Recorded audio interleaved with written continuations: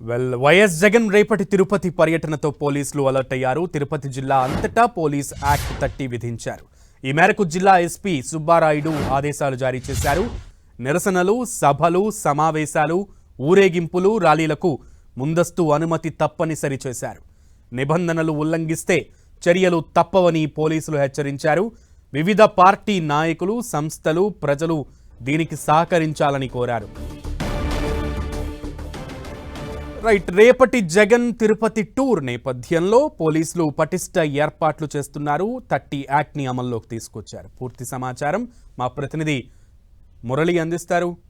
మురళి, సునీల్, మీరు అన్నట్లుగా కొద్దిసేపటి క్రితమే తిరుపతి జిల్లా అంతటా కూడా పోలీస్ యాక్ట్ 30 అమలు చేస్తూ స్వయంగా జిల్లా ఎస్పీ సుబ్బరాయుడు ఆదేశాలు జారీ చేశారు.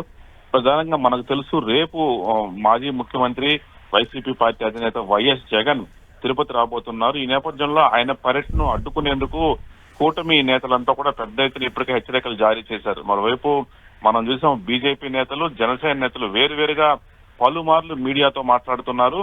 వైఎస్ జగన్ రేపు ప్రధానంగా డిక్లరేషన్ పైన సంతకం చేసి, అంటే హిందూ మతం మీద, విశ్వాసం మీద నమ్మకం ఉందని ఒక సంతకం చేసిన తర్వాతే కొండపైకి వెళ్లాలని, లేకుంటే అలిపిరి వద్ద ఆయన అడ్డుకుంటామంటూ కూడా పెద్ద ఎత్తున ఇటు బీజేపీ, అటు జనసేన నేతలు ఇప్పటికే హెచ్చరికలు జారీ చేసిన నేపథ్యంలో పోలీస్ శాఖ ఒక్కసారిగా అప్రమత్తమైంది.